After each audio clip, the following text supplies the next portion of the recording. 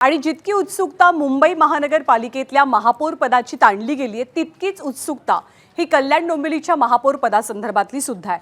खरं तर युतीने एकत्रित इथे निवडणुका लढवल्या, पण दोनही बाजूंचा विचार करता एक प्रकारे तुल्यबळ मताधिक्य दोनही पक्षांना मिळाले, शिवसेना आणि भाजपला।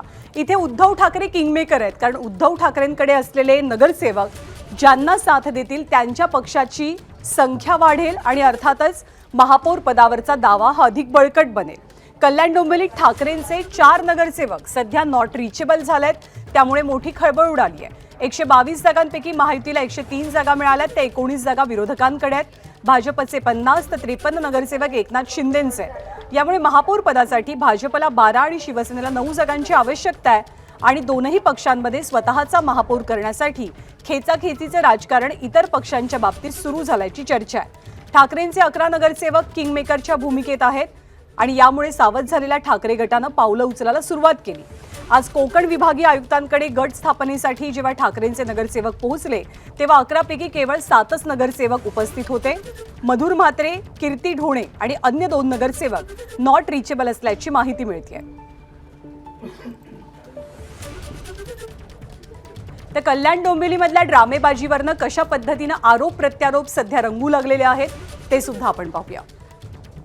2 नगरसेवक आता आमच्याकडे कुठे दिसत नाहीयेत, त्याच्यामुळे कायदेशीर प्रक्रिया सुरू आहे। गटाची स्थापना करताना ते आमच्याजवळ असायला पाहिजे, नाहीतर त्यांच्यावर कायदेशीर कारवाई होईल आणि ते डिस्क्वालिफाय होऊ शकतात।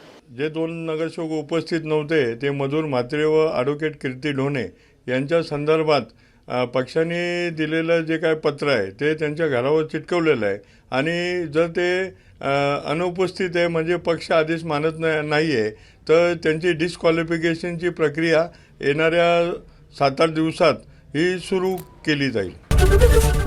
एबीपी माझा, उघडा डोळे बघा नीट।